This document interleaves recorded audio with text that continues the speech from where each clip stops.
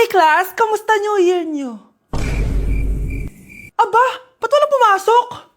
Oh, tama naman, January 5. Ma'am, present! Oh, Scarlett, pati ko lang pumasok, ha? Nasaan mga kaklase mo? Ayun, ma'am, lahat sila nasa birthday ni Kay. Ha? Nag-usap-usap silang lahat sa GC na hindi sila papasok ngayong January 5 kasi nga, birthday ni Kay. Sino ba yung Kay na yan, ha? Ewan ko din, ma'am. Invited nga daw ako pero hindi ako pumunta kasi hindi ko naman siya kilala. Humanda silang lahat sa akin bukas. Ikaw, perfect ka na sa akin sa quiz at assignment. Yes! Buti na lang, hindi ako pumunta sa birthday nung Kay na yun. Hello, class! Ay, good morning, ma'am. Walang good sa morning!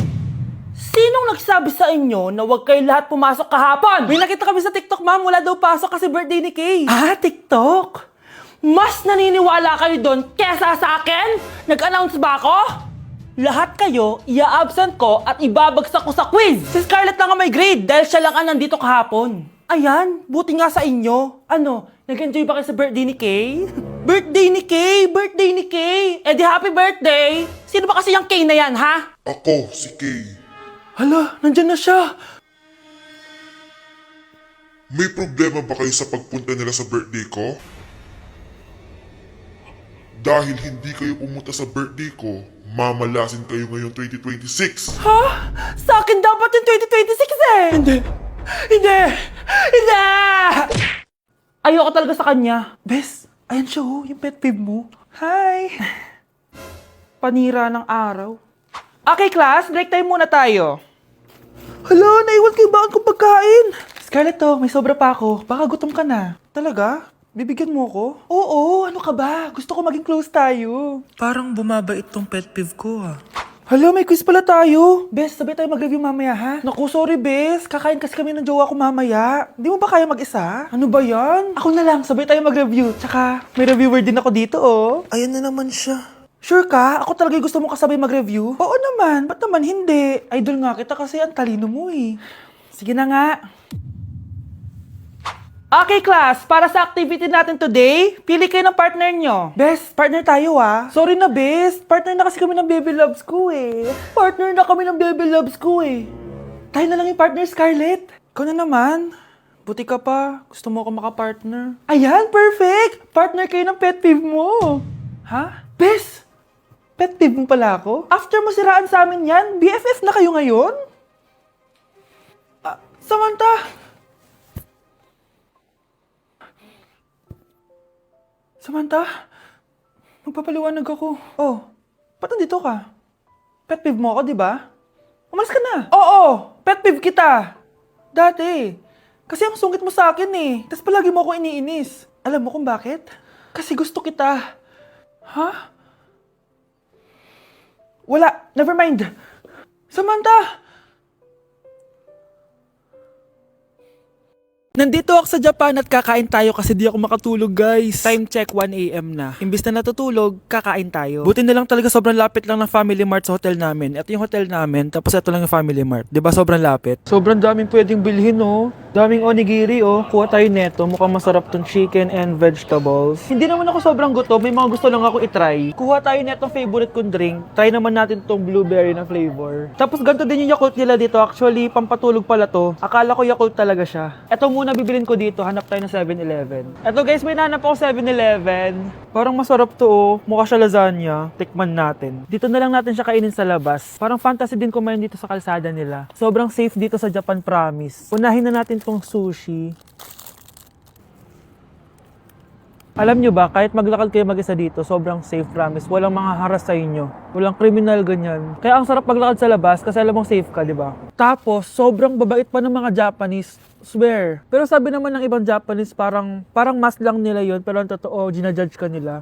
Pero be, at least, di ba, mabait sila. Di kagaya na pumunta ako ng Hong Kong, sobrang sungit ng mga tao, sisigawan ka pa. Kapag may hinahanap ka, talagang tutulungan ka nila. Tapos palagi silang nakasmile. Kaya promise, Japan talaga yung favorite country ko. Last bite. Okay, next natin itong parang lasagna. Guys, sobrang bango. Sobrang sarap ng itsura niya. Tikman na natin. Ang sarap! Ito din yung gusto ko sa Japan. Sobrang sarap ng mga pagkain nila. Like, be, promise. Wala pa kami natitikman dito sa Japan na hindi masarap.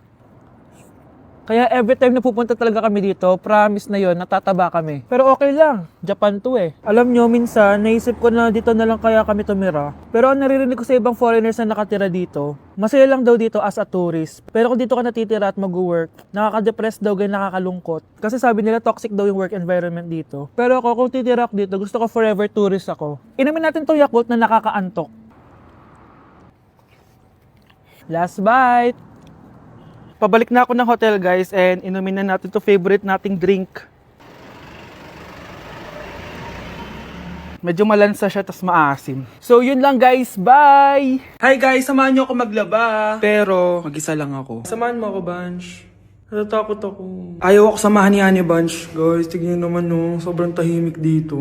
Ito na yung mga lalabhan guys. And syempre naglalaba tayo dito. Di naman tayo mayaman para araw-araw magpalit at bumili. Guys, nasa 8th floor na ako. Grabe, nakakatakot oh.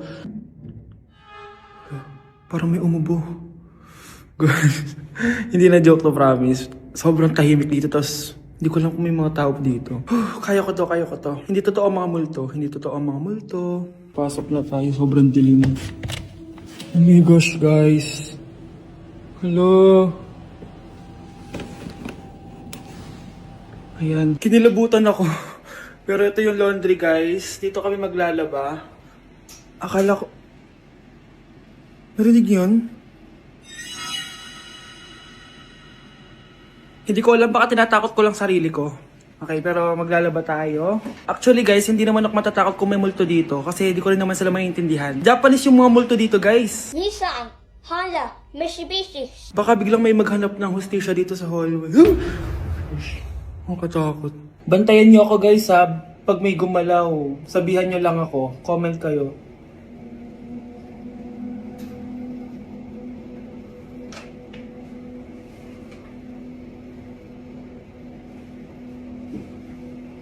Babalik na ako sa hotel guys, hindi ko na kaya. Babalikan ko na lang yun mamaya. Guys, kinikilabutan pa rin ako. Babalik na ako sa room, bala kayo dyan! A day in my life, pero hindi ako magtatagalog, magkakapampangan ako. Nung Eyo Balo guys, kapampangan ko, yes. May panganak ko yung Pampangan eh. Pero ako masyado magkapampangan ka ng video ko. So lumwal kami ng abe ko, munta kami king outlet store. And medyo marimlaking wall. Sana li ko mangalgal ne. Eh ako Balo, pero bala mo awkward kung magkapampangan king camera. Pero alin ako makanila magsalita pa checking personal. So tara, tuki kayo kaya kami. Lumwal ta na guys. Diyos ko, karimlan eh. Mga syas na ako gamat. Balo yo, adwang Domingo na ako cholo ang bansa. Kukutang dana nung kapilang kumuli ako nung muli ko pa. Keling Japan eh, uso yung motor ang pon tricycle. Gamitan da kaya ni train. So lungop ta na Keling station. So salita ng ticket. Ticket. Kapag Tagalog, ticket. Pero pag Kapampangan, ticket. Dapat maka-emphasize itang K. Keling Japan, balong-balo mong mabulok yung asbok yung kasabi mo. Kapag mamasok yung asbok, itry tayo. Ay, ayun na papansin din sinabi ko na. So atso kami ngayon ni Keling Mitsui Outlet. Kasi wala na kami agawa ka rin pera mi. Kaya iwaldas mi nemo. Kaya bang, joke ya ito ne. Danupa na ako, grabe. Mangalgal din kalamnan ko. Mantunta mong pipanganan, tara. Manganta na. Sakto ya mo. Mas masarap na pa rin magluto din Kapampangan. Biro mo guys, pero okay naman. Update sa nawala kong passport. 9 o'clock na ng umaga at literal na wala akong tulog sa kaka-overthink ko. So pupuntahan ko na yung store kung saan ko naiwan yung passport ko. Lord, sana nandun pa. Nag-search ako tapos 10 AM daw sila nagbubukas. So pupunta na tayo doon bago sila magbukas. So naglalakad lang ako papunta sa subway. Nandito na ako sa subway guys and kinakabahan na ako. Hindi ko talaga alam gagawin ko pag wala talaga dun. No, hindi pwede. Makakapag-Japan kami. Kasi sayang yung mga binayad ko, be. Guys, nakasakay na ako. Guys, nandito na tayo. Kinakabahan ako. Tapos naiihi pa ako. Guys, wish me luck, Lord. Please, sana nandun. Nandito na tayo sa Myeongdong, guys. Tapos dun yung papunta dun sa store. Ako lang pala mag-isa ngayon, guys. Hindi ko kasama si Honey Bunch. Solo traveler. Pinapaayos ko kasi siya ng mga gamit. Pag uwi ko dun sa hotel, diretso na kami airport. Ganun. Grabe sa isang katangahan. Sobrang mahal. Mahal maging tanga dito, guys. Wait lang, may napapansin ako. Parang ang fresh ko dito sa Korea. Yung glass skin, no? Ito yung store, yung tier. Diyan ko nawala yung passport ko. Lo, tinitignan ako na ito, oh. Guys, may mga staff na. Try ko magtanong if may nakita silang passport. Sana pansinin ako. Hello? Deadma challenge sila, guys. I left my passport yesterday here. Yes. Can you please check? Guys, ano nandito? Kinakabahan na ako. Lord, Lord, Lord, Lord, please. Magkakabait na ako, please. Hala, guys. Hala, ano tong hawak ko? Passport ko yata to. Yes, makakapag-Japan tayo, guys. Over naman, no? Hindi na siya nag-overthink. Hindi na siya nag-overthink. Inisip ko ngayon, pupunta tayo ng Japan.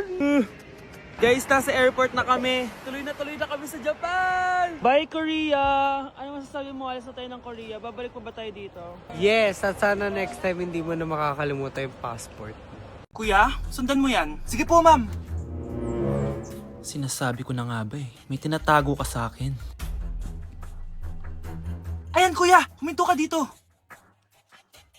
Magloloko ka na nga lang sa matanda pa. Hoy, bayad mo! Humanda ka talaga sa akin.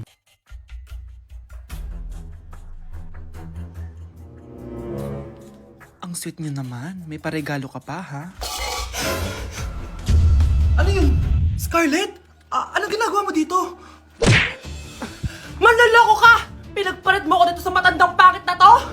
May paregalo ka pa, ha? Eh, sa akin nga, wala kang binibigyan na regalo, eh. Scarlett, magpapaliwanag ako. Manahimik ka! At ikaw naman, matandang pangit, sayong-sayo na tong boyfriend ko! Magsama kayong dalawa! Aba, walang respeto tong girlfriend mo ah! Ano pinagsasabi mo, Scarlett? Eh, nanay ko to! Excuse mo lang yan! Eh, mukha kang nagtatago ka kanina eh! Nagtatago ako kasi isusurprise namin yung tatay ko. Ganito babae ba yung gusto mo, anak? Yung walang modo? Nay, pagpasensyahan niyo na siya. Tita, sorry po. Anong sorry? Matandang pangit ako, di ba? Lumayas ka dito, babae ka! Sorry na, tita! Ayaw mo lumayas, ha? Brownie! Good boy! Tumakbo ka na! Class! reasons that you gotta. Pinakaniwala mo lang lahat. Or in fact, ako pa nga dapat yung magtanong sa'yo eh. Minahal mo ba talaga ako? Ang kapal ng mukha mo, minahal kita! Minahal kita ng sobra-sobra! Oh, you could take like going back to Honolulu just to get that Maui Wowie, that Maui. Sa tukok din, sa bakong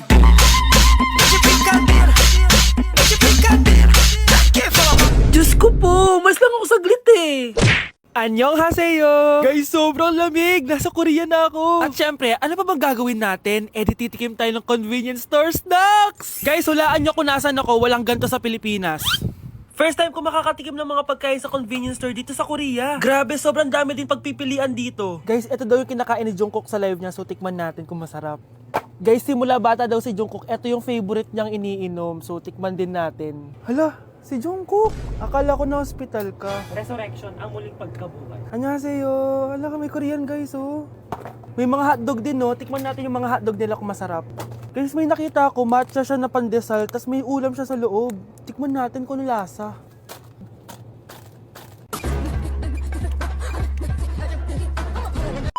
Charan! Tikman na natin sila, guys. Unahin na natin to favorite snack ni Jungkook. Kancha daw yung pangalan nito, guys. Tikman na natin. Sarap! Honey Bunch! And syempre, di natin pwedeng tikman nang wala si Jungkook. Jungkook imnida. Gets ko na kung bakit favorite ni Jungkook. Ang sarap na, guys! May kinuha si Honey Bunch kanina pero parang ang sarap, oh. So, tikman din natin. Ito yung tsura niya. Parang sarap. Manghang. Masarap siya. 7.5 out of 10. May mas masarap pa sa iba. So, inom muna tayo. Tikman natin to favorite drink ni Jungkook.